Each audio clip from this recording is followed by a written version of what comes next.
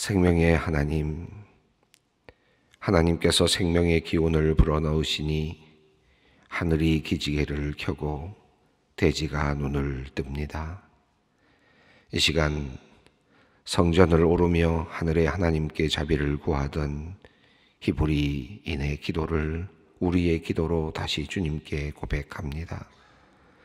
하늘 보좌에서 다스리시는 주님, 우리가 눈을 들어 주님을 우러러 봅니다. 상전의 손을 살피는 종의 눈처럼, 여주인의 손을 살피는 몸종의 눈처럼 우리의 눈도 주님께서 우리에게 자비를 베풀어 주시기를 원하여 주 우리 하나님을 우러러 봅니다. 주님, 우리에게 자비를 베풀어 주시옵소서. 하나님, 오고 오는 세대가 주님께 부르짖었던 이 간구를, 우리의 간구를 들어주시옵소서. 하나님, 대통령 선거가 끝난 지 3주가 흘렀지만 우리 사회는 여전히 갈등의 터널을 통과하고 있는 듯합니다.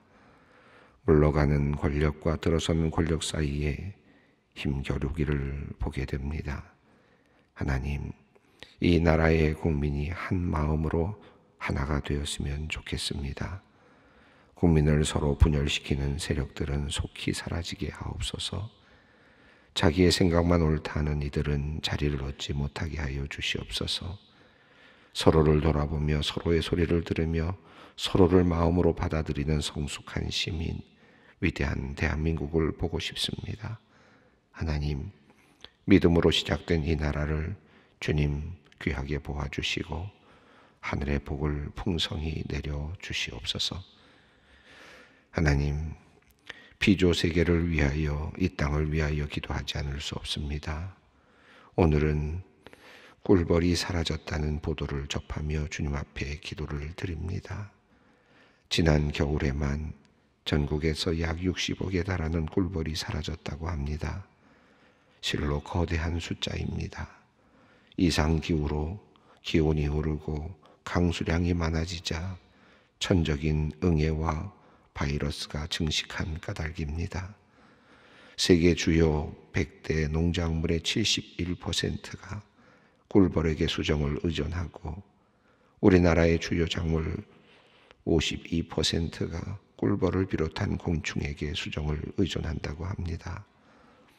꿀벌의 실종은 작황의 부진으로 이어지고 작황의 부진은 식량 위기로 이어지기에 이것은 또한 우리의 위기이기도 합니다.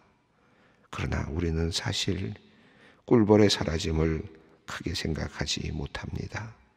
오 하나님, 우리 인간은 도대체 무슨 일을 벌이고 있는지 모르겠습니다. 인류의 번영과 안락한 삶을 목적으로 삼고 있는데 우리는 도리어 자연을 붙잡고 살아가고 있으며 자연을 볼모로 잡고 있는 듯 보입니다. 자연의 반격이 도리어 반격인지도 모른 채 기술과 문명만을 맹신하며 살아가고 있는 우리들입니다. 주님, 우리로 하여금 깨닫게 하여 주시옵소서. 정신을 차리게 하여 주시옵소서. 하나님께서는 인류의 첫사람에게 에덴 동산을 맡기시고 돌보도록 하셨사오니 이 태고의 명령이 여전히 유효한 줄 믿습니다. 우리로 하여금 주님의 명령에 최선을 다하게 하시고 충성하게 하여 주시옵소서. 하나님, 오늘부터 세례와 입교를 위한 교육이 시작됩니다. 세례는 죄인이 죄의 용서를 받고 그리스도의 사람이 되는 하나님의 은총의 표시입니다. 비단 자기 잘못을 뉘우칠 뿐 아니라 죄의 세력 안에 있던 사람이 그 세력에서 벗어나 하나님의 통치 안에 복속하는 표시입니다. 신앙의 여정에서 이토록 경사스러운 일이 어디 있겠습니까? 세례, 입교 교육을 받는 소망의 성도님들을 한 분 한 분 기억하여 주시고 보살펴 주시옵소서. 이제는 옛사람과 작별하고 날마다 새롭게 빚어지는 삶을 그들이 살고 누리게 하여 주시옵소서. 짧은 한 세상 하나님의 백성이자 자녀로 빛나게 살아가도록 주님 인도하여 주시옵소서. 하나님, 또한 2022년 소망가족 신앙수련회가 하루 앞으로 다가와 있습니다. 남선교회 연합회가 주관하여 이상옥 교수님을 모시고 우아한 아버지라는 제목으로 수련회를 엽니다. 가정마다 아버지의 칭호를 가지니 많으나 좋은 아버지를 만나기 어려운 시대입니다. 권위와 자비를 겸하여서 삶의 학교와 고향이 되어주는 아버지를 찾기가 어렵습니다. 더구나 좋은 아버지 노릇하기도 쉽지가 않습니다. 생활이 아니라 생존을 도모해야 하는 이 사회 속에서 삶을 지탱하는 데 매진하다 보면 정신의 척추를 바로 세우고 가정의 기둥으로 서 있기가 녹록지 않습니다. 주님, 이번 수련회를 통하여 참된 아버지로 사는 길을 배우기 원합니다. 경건하고 그리고 능력 있는 삶으로 배우자와 자녀의 감탄을 자아내는 아버지들이 소망교회 곳곳에서 발견되게 하여 주시옵소서. 말씀을 전하는 교수님을 붙들어 주시고 수련회를 준비하는 모든 사람들의 수고를 주님 기억하여 주시옵소서. 소망의 성도들을 위해 기도합니다. 하나님, 너무 급하게 사랑하는 남편을 잃고 눈물을 흘리고 있는 권사님을 주님께서 불쌍히 여겨 주시옵소서. 너무나 따뜻한 남편, 너무나 귀한 믿음의 종이었습니다. 몹쓸 병마에 그만 희생되어 하나님의 품으로 돌아갔습니다. 주님, 남겨진 유족들에게 하늘의 위로를 내려 주시옵소서. 이들의 믿음이 약하여지지 않게 하시고 사랑이 식지 않게 하여 주시옵소서. 장래의 모든 절차 가운데 주님께서 주시는 위로를 경험하게 하시고 하나님의 임재를 보게 하여 주시옵소서. 하늘나라 하나님의 품에 안긴 남편을 보며 기쁨으로 환송하게 하시고 다시 만날 날을 기약하게 하여 주시옵소서. 남겨진 모든 유족들의 삶을 주님께서 안전하고 바르게 인도하여 주시옵소서. 최근 감염병으로 인하여서 또 여러 가지 의료적인 체계의 붕괴로 인하여서 많은 분들이 세상을 떠나가고 있습니다. 하나님, 슬픔을 당하고 있는 많은 우리 유족들에게 하나님 은혜를 베풀어 주시고 모든 장래의 절차를 주님께서 주관하여 주시며 그들이 주님만을 바라보며 하늘의 위로를 누리게 하여 주시옵소서. 하나님, 이제 말씀 앞으로 마음의 무릎을 꿇습니다. 겸손하고 또 겸손한 마음으로 말씀을 기다리고자 합니다. 순도 높은 농밀한 말씀과 강도 높은 주님의 말씀을 우리에게 주시옵소서. 말씀의 숨결이 우리의 들숨과 날숨을 채우게 하시고 그래야 오늘도 진리와 자유의 삶을 살게 하여 주시옵소서. 우리 주 예수 그리스도의 이름으로 기도드리옵나이다. 아멘. 오늘 말씀은 사무엘하 17장 15절로 29절까지 말씀입니다. 사무엘하 17장 15절로 29절 말씀 함께 봉독하겠습니다. 이에 후세가 사독과 아비아달 두 제사장에게 이르되 아히도벨이 압살롬과 이스라엘 장로들에게 이러이러하게 계략을 세웠고 나도 이러이러하게 계략을 세웠으니 이제 너희는 빨리 사람을 보내 다윗에게 전하기를 오늘 밤에 광야 나루터에서 자지 말고 아무쪼록 건너가소서 하라. 혹시 왕과 그를 따르는 모든 백성이 몰사할까 하노라 하니라. 그때 요나단과 아히마아스가 사람이 볼까 두려워하여 감히 성에 들어가지 못하고 에너로겔가에 머물고 어떤 요정은 그들에게 나와서 말하고 그들은 가서 다윗 왕에게 알리더니 한 청년이 그들을 보고 압살롬에게 알린지라. 그 두 사람이 빨리 달려서 바후림 어떤 사람의 집으로 들어가서 그의 뜰에 있는 우물 속으로 내려가니 그 집 여인이 덮을 것을 가져다가 우물 아귀를 덮고 찌은 곡식을 그 위에 널매 전혀 알지 못하더라. 압살롬의 종들이 그 집에 와서 여인에게 묻되 아히마아스와 요나단이 어디 있느냐 하니 여인이 그들에게 이르되 그들이 시내를 건너가더라 하니 그들이 찾아도 만나지 못하고 예루살렘으로 돌아가니라. 그들이 간 후에 두 사람이 우물에서 올라와서 다윗 왕에게 가서 다윗 왕에게 말하여 이르되 당신들은 일어나 빨리 물을 건너가소서. 아히도벨이 당신들을 해하려고 이러이러하게 계략을 세웠나이다. 다윗이 일어나 모든 백성과 함께 요단을 건널세 새벽까지 한 사람도 요단을 건너지 못한 자가 없었더라. 아히도벨이 자기 계략이 시행되지 못함을 보고 나귀 한 장을 지우고 일어나 고향으로 돌아가 자기 집에 이르러 집을 정리하고 스스로 목매어 죽음에 그의 조상의 묘에 장사되니라. 이에 다윗은 마하나임에 이르고 압살롬은 모든 이스라엘 사람과 함께 요단을 건너니라. 압살롬이 아마사로 요압을 대신하여 군지휘관을 삼으니라. 아마사는 이스라엘 사람 이드라라 하는 나하스의 딸 아비갈과 동침하여 그를 낳았으며 아비갈은 요압의 어머니 수루아의 동생이더라. 이에 이스라엘 무리와 압살롬이 길라 땅에서 진치니라.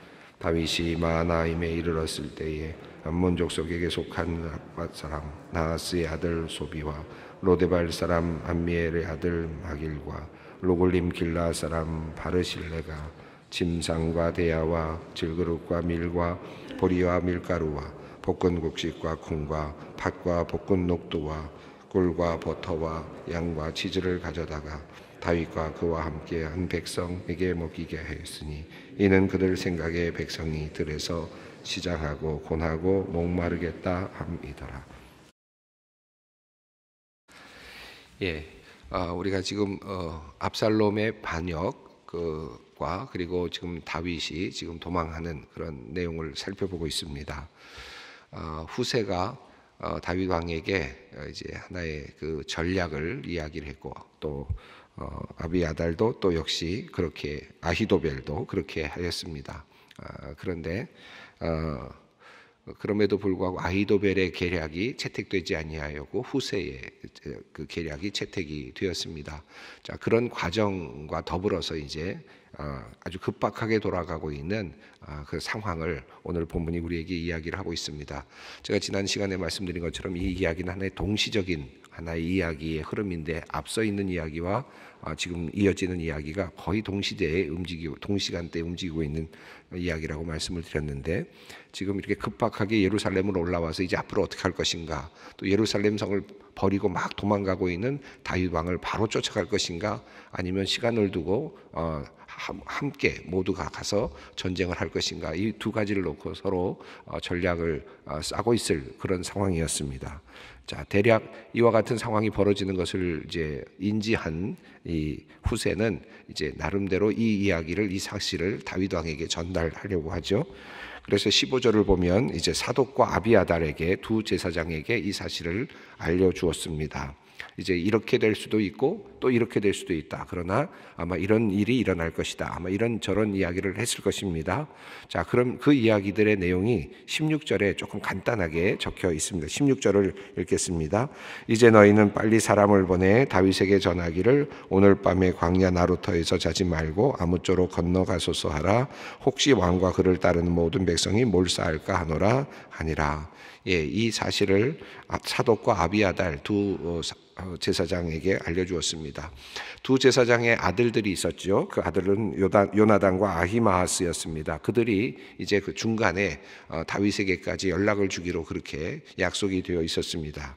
그들은 그 나루터 바깥쪽에 있었던 것 같고, 그리고 그 나루터 바깥에 있는 그 공간을 한 여인이 이렇게 살짝 연결해주는 그런 역할을 했던 것 같습니다. 한 여종이라는 표현이 나오고 있는데, 그리고 그렇게 되면 그 여종으로부터 소식을 듣고 이 요나단과 아히마아스는 이제 다윗에게 가서 이야기를 하는 그런 내용입니다. 17절 말씀이 이제 그 내용을 이야기하고 있는데 함께 읽습니다. 그때 요나단과 아히마아스가 사람이 볼까 두려워하여 감히 성에 들어가지 못하고 에느로겔가에 머물고 어떤 요종은 그들에게 나와서 말하고 그들은 가서 다윗 왕에게 알리더니, 이 부분은 이제 반복적인 의미를 사용하는 그런 동사가 있습니다. 그러니까 이게 그냥 이렇게 한 번 한 것이 아니라 여기서는 이제 이렇게 하기로 약속이 되어 있는 하나의 그 틀을 이야기하고 있는 것 같습니다. 그래서 이 다윗 왕에게 이제 알리는 이런 구조로 되어 있었는데, 이제 그 이야기를 듣고 나가려고 하는 찰나에 이제 발각이 되었던 것 같습니다. 18절을 읽습니다. 한 청년이 그들을 보고 압살롬에게 알린지라 그 두 사람이 빨리 달려서 바후림 어떤 사람의 집으로 들어가서 그의 뜰에 있는 우물 속으로 내려가니, 이 바후림이라고 하는 것은 우리가 앞서 보았습니다만은 다윗이 이제 도망하고 있을 때 시므이가 나와서 저주하는 그런 자리였죠. 그래서 미갈의 남편이 거기까지 쫓아왔다가 미갈을 보내고 자기는 울며 돌아갔던 그 자리였습니다. 그런데 이 바후림에까지 이제 가서 그곳에 숨게 되는 장면입니다. 자, 한 여인이 이제 그 집으로 들어갔는데, 어떤 사람의 집으로 들어갔는데 여인이 이제 도움을 줍니다. 19절과 20절 말씀을 읽습니다. 그 집 여인이 덮을 것을 가져다가 우물 아귀를 덮고 찌운 곡식을 그 위에 널매 전혀 알지 못하더라. 압살롬의 종들이 그 집에 와서 여인에게 묻되 아히마아스와 요나단이 어디에 있느냐 하니, 여인이 그들에게 이르되 그들이 시내를 건너가더라 하니, 그들이 찾아도 만나지 못하고 예루살렘으로 돌아가니라. 여기 보면 바후림이라고 하는 지역에 있었던 그런 사람의 어느 집, 그리고 여인이 이제 그들을 돕는 장면이 나옵니다. 잘 숨겨줘서 그들이 이제 살게 되고, 그래서 이제 그리고 이제 다시 돌아가는, 그래서 압살롬의 종들이 그를 잡으러 왔다가, 요나단과 아히마아스를 잡으러 왔다가 찾지 못하고 돌아가는 그런 장면이 나타나고 있습니다. 자, 여기까지 우리가 살펴보면 참 흥미로운 장면이 나옵니다. 우리가 그 압살롬이 사람들의 마음을 매료시켰다라고 하지 않았습니까? 사람들의 마음을 매료시켜서 분위기를 만들고 모든 백성이 자기를 좋아하도록 만드는, 그러나 사실은 그것은 하나의 계략이었습니다. 본질은 달랐습니다. 사람을 무시하거나 죽이거나 아직도 충분하게 완전하게 정치가로서 왕으로서의 자격을 갖추지 못했던 것을 우리가 여러 곳에서 발견할 수 있는데, 다윗은 잠시 모함을 당한 거나 마찬가지입니다.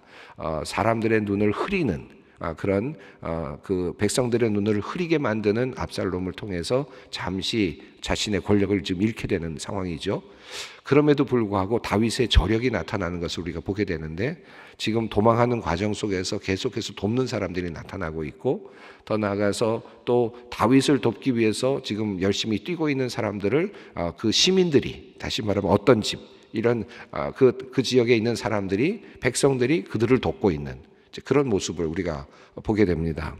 자, 그러니까 이 밑으로 내려가면 저변에는 다윗을 향한 존경과 다윗에 대한 어떤 믿음이 있다라고 볼 수 있을 것 같습니다.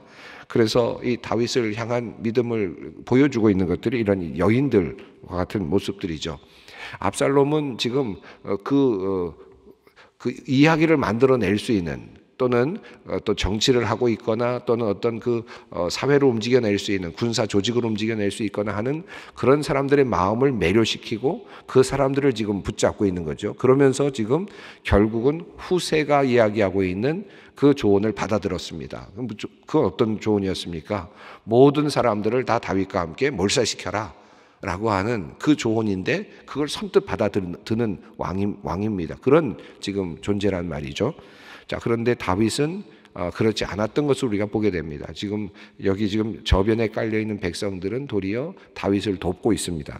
한 걸음 더 나아가서 이제 그 백성들뿐만 아니라 이방 민족들도, 암몬 사람이라든지 다른 사람들도 또 역시 이때라고 하는 사람도, 우리가 가드 사람 이때에 대한 경우도 우리가 살펴봤는데, 가드 사람 블레셋 사람이었지만 다윗과 함께 있었던 그들은 다윗을 떠나지 않고 그를 지금 지켜가고 있지 않습니까? 이렇게 감동이 있었던 거죠.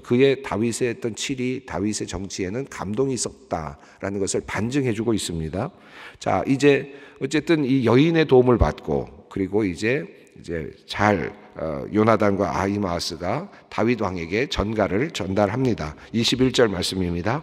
그들이 간 후에 두 사람이 우물에서 올라와서 다윗 왕에게 가서 다윗 왕에게 말하여 이르되 당신들은 일어나 빨리 물을 건너가소서. 아히도벨이 당신들을 해하려고 이러이러하게 계략을 세웠나이다. 이렇게 이야기를 합니다. 자, 그러자 다윗은 빨리 움직일 수밖에 없었습니다. 자, 22절을 읽습니다. 다윗이 일어나 모든 백성과 함께 요단을 건널세 새벽까지 한 사람도 요단을 건너지 못한 자가 없었더라. 예, 요단강을 건너는 것과 건너지 못하는 것은 상당한 그런 차이가 있었을 텐데요. 또 건너는 중이었다면 상당히 어려웠을 것입니다. 적군이 만약에 압살롬의 군대가 따라왔으면 참 어려웠을 텐데 다윗은 이제 좋은 정보를 가지고 도와주는 사람들의 정보를 가지고 이제 요단을 건너가게 되었습니다.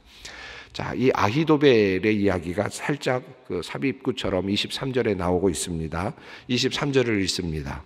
아히도벨이 자기 계략이 시행되지 못함을 보고 나귀의 안장을 지우고 일어나 고향으로 돌아가 자기 집에 이르러 집을 정리하고 스스로 목매어 죽음에 그의 조상의 묘에 장사되니라. 예, 뭐 중국 이렇게 여러 중국의 이런 그 전쟁사라든지 이런 걸 보면 이런 책사들의 어떤 모습들이 종종 나타나는데 비슷한 이야기가 성경에도 나오는 것 같습니다. 이 아히도벨이 나름의 책사로서의 최선을 다했지만 그 압살롬이 자기의 제안을 받아들이지 않고 후세의 제안을 받아들이는 것을 보고 이것은 하나의 자존심이 상한 것을 넘어서는 거죠. 아히도벨은 그의 계략이 채택되지 않는다는 것을 보면서 이미 무엇까지 내다본 겁니까? 압살롬의 패전, 실패. 압살롬의 이 쿠데타가 이 반역이 결국은 실패로 돌아갔다는 사실을 이미 미리 내다보는 거죠. 자, 그렇기 때문에 아히도벨은 더 이상 있을 필요가 없었고 또 살 수 있는 필요도 없었다. 살 수 있는 지금 상황도 아니었습니다. 왜냐하면 이 압살롬에게 다윗 왕의 후궁들을 범하도록 그렇게 동침하도록 이미 그렇게 이야기를 했기 때문에 죄가 무거울 수밖에 없습니다. 자, 아히도벨은 자신의 운명을 이미 감지합니다. 그리고 결국은 스스로 내려가서 목매어 죽었다라고 하는 내용이 이 23절에 들어 있습니다. 아는지 모르는지 이제 압살롬은 계속해서 자기 확신에 차 있습니다. 후세의 조언을 가지고 이제 후에 이제 압살롬의 군대는 이제 다윗을 치기 위해서 백성들을 모으고 올라가게 됩니다. 24절 말씀입니다. 이에 다윗은 마하나임에 이르고 압살롬은 모든 이스라엘 사람과 함께 요단을 건너니라. 예, 이제 압살롬도 역시 군사를 데리고 이스라엘 사람들을 데리고 요단강을 건넜습니다. 요단강을 건너면 사실은 암몬 족속이 살고 있었던 지역으로 지금 넘어가는 셈입니다. 자, 압살롬이 이제 누구를 장군으로 세웠는지 25절 말씀이 그 내용을 알려주고 있는데요. 함께 읽습니다. 압살롬이 아마사로 요압을 대신하여 군지관으로 삼으니라. 아마사는 이스라엘 사람 이드라라 하는 자의 아들이라. 이드라가 나하스의 땅 아비갈과 동침하여 그를 낳았으며 아비갈은 요압의 어머니 스루아의 동생이더라. 자, 요압은 지금 다윗을 지금 호위하고 있는 상황입니다. 자, 그렇기 때문에 장군을 이제 세워야 되겠죠. 압살롬은 아마사라고 하는 장군을 세웠습니다. 그런데 이 아마사는 요압과는 여러 가지 복잡하게 되어 있습니다만은 한마디로 표현하면 요압과는 사촌간인 상태입니다. 사촌간인 요압과 사촌간인 아마사를 이제 장군으로 세워서 전쟁을 하려고 합니다. 자, 이제 전쟁의 기운이 이제 감돌고 있습니다. 26절 말씀입니다. 이에 이스라엘 무리와 압살롬이 길라 땅에 진치니라. 이제 전쟁의 국면에 들어섰습니다. 기습을 하라고 했던 아히도벨의 계략은 무산되었고 기습을 해서 다윗 왕만을 제거하라고 하는 그의 계략은 이제 무산됐습니다. 이제는 함께 큰 전쟁이 일어나게 되었고 이 전쟁에서 누군가는 많은 사람을 죽여야 되고 그 민족은 결국 같은 동족입니다. 동족 간의 전쟁이 일어나는 상황입니다. 이 동족 간의 전쟁이라는 것을 보다 더 명료하게 보여주고 있는 것이 바로 이 아마사와 요압의 전투죠. 그러니까 사촌간이 서로 싸워야 되는 운명으로 보여지고 있습니다. 그만큼 너무나도 가까운 사람들끼리 싸워야 되는, 그런데 그것의 그 출발은 결국은 압살롬입니다. 압살롬의 경우는 심지어 자기의 아버지를 죽이려고 지금 전쟁을 벌이고 있는 참으로 안타까운 동족 상잔이라기보다는 가족 상잔이라고 할 수 있을 만큼의 그런 전쟁이 되고 말았습니다. 자, 그런데 이렇게 진을 치고 있는 상황 속에서 이제 한 가지 사건이 27절부터 29절까지 나오는데 하나의 사례가 나오는데요. 그곳에 마하나임이라고 하는 지역에 이르렀을 때 요단 동편입니다. 그곳에 이스보셋이 이제 나라를 세웠던 곳이죠. 그런데 그곳에 이제 와서 이제 그 머물게 되었을 때 암몬 족속들이 왔습니다. 와서는 그 다윗을 영접하는 장면이 나옵니다. 27절 말씀 읽습니다. 다윗이 마하나임에 이르렀을 때 암몬 족속에게 속한 라빠 사람 나하스의 아들 소비와 로데발 사람 암미엘의 아들 마길과 로글림 길라 사람 바르실레가, 자 28절 읽습니다. 침상과 대야와 질그릇과 밀과 보리와 밀가루와 볶은 곡식과 콩과 팥과 볶은 녹두와, 29절 읽습니다. 꿀과 버터와 양과 치즈를 가져다가 다윗과 그와 함께한 백성에게 먹게 하였으니 이는 그들 생각에 백성이 들에서 시장하고 곤하고 목마르겠다 함이더라. 예, 여기 나오는 세 사람의 이름이 27절에 나오는데 암몬 족속에 갔을 때 라빠 사람 나하스의 아들 소비와 이렇게 되어 있는데, 여러분 그 10장을 보면 그 나하스의 아들 그 한운이 죽은 다음에 그 다윗이 그 조문을 보내는 그런 장면이 나왔습니다. 그러니까 나하스의 아들 소비는 한운의 동생이었다고 볼 수 있는데요. 지금 그 암몬 지역을 통치하고 있었지만 물론 그 이후에 그것이 제대로 이루어지지 않으면서 이제 전쟁이 일어나긴 했었지만 소비와의 관계는 계속해서 좋은 관계가 이어졌지 않았을까라고 생각이 됩니다. 또 로데발 사람 암미엘의 아들 마길이라고 하는 사람은 사무엘하 9장에 나오는 내용인데 이름이 나오는데요. 다윗이 무비보셋을 찾을 때 무비보셋을 보호하고 있었던 사람이 바로 마길입니다. 그러니까 마길은 또 무비보셋을 데려가는 다윗의 모습을 보면서 거기서 신의를 지키는 왕의 모습을 보았을 것입니다. 자, 그러니까 또 이 호감이 있는 상태죠. 이런 모습들을 볼 수 있어요. 소비는 또 소비대로 나하스의 아들 소비는 형에 대한 예우를 갖춰주고 있는 왕의 모습을 보았고요. 자, 그리고 또 로글림 길라 사람 바르실레라고 되어 있는데 이분에 대해서는 그 과거의 어떤 행적이 나오지는 않습니다. 그런데 사무엘하 19장으로 가면 이제 뒤에 우리가 살펴보겠습니다만은 다윗이 돌아갈 때 나랑 같이 가자라고 할 정도로 상당히 아주 큰 신뢰를 받는 그런 사람으로 보여집니다. 자, 그러니까 이방 민족들 사람들이 와서 그들에게 다윗에게 지금 도망가고 있는 다윗에게 물건을 주고 먹을 것을 주고 또 살 수 있는 곳을 지금 마련해 주고 있는 그와 같은 장면입니다. 자, 그러니까 다윗의 입장에서 보면 밑에 깔려 있는 백성들이 지금 다윗을 돕고 있는 모습이 나타나고 있고요. 또 심지어는 이방 땅으로 건너갔지만 그럼에도 불구하고 암몬 족속들이나 많은 그 지역의 이방 민족들의 그 수장들이 도리어 다윗을 영접해주고 그들을 도와주려고 하는 모습을 우리가 보게 됩니다. 여기서 저는 이런 생각이 들어요. 다윗이 헛살지 않았구나 하는 생각이 들고 다윗의 정치가 그만큼 덕을 베풀고 있었구나 하는 것을 우리가 미로 짐작할 수 있습니다. 압살롬은 사람들을 옆에서 눈으로 속여서 마치 백성들을 아주 잘 다루고 또 백성들을 위하는 그런 하나의 지도자가 될 것처럼 그렇게 눈속임을 하고 있었지만 실제적으로는 백성들 모두를 다윗과 함께 죽여도 좋다라는 그런 마음으로 지금 마하나임 앞에 서 있는 셈이 되었고, 형제가 형제를 죽여도 좋다라는 마음으로 요압의 사촌 아마샤를 지금 장군으로 세워놓고 있는 형국이 되고 있습니다. 그러나 다윗은 끊임없이 압살롬의 죽음을 애도하고 앞으로도 압살롬을 죽이고 싶어 하지 않고 동족 간의 싸움을 싸우고 싶어 하지 않는 그런 모습을 끊임없이 보여주고 있습니다. 누가 과연 진정한 왕인가, 누가 진정한 지도자인가를 우리가 이 대목에서 살펴보게 됩니다. 여러분, 우리 이제 이 나라도 이제 새롭게 또 이제 정권이 바뀌는 이제 상황이 되어 가는데요. 또 이거 준비되어 가는 과정 속에 있는데 정말 이 국민을 위하고 나라를 위하는 그런 지도자가 나오고 또 그 지도를 통해서 우리 나라가 더욱더 안정된 곳으로 또 백성들이 행복한 나라가 될 수 있기를 우리 여러분 함께 또 기도해야 하겠습니다. 예, 오늘 이 말씀 붙잡고 우리 주님 앞에 기도의 자리로 나아가겠습니다. 하늘에 계신 우리 아버지, 아버지의 이름을 거룩하게 하시며 아버지의 나라가 오게 하시며 아버지의 뜻이 하늘에서와 같이 땅에서도 이루어지게 하소서. 오늘 우리에게 일용할 양식을 주시고 우리가 우리에게 잘못한 사람을 용서하여 준 것 같이 우리 죄를 용서하여 주시고 우리를 시험에 빠지지 않게 하시고 악에서 구하소서. 나라와 권능과 영광이 영원히 아버지의 것입니다. 아멘.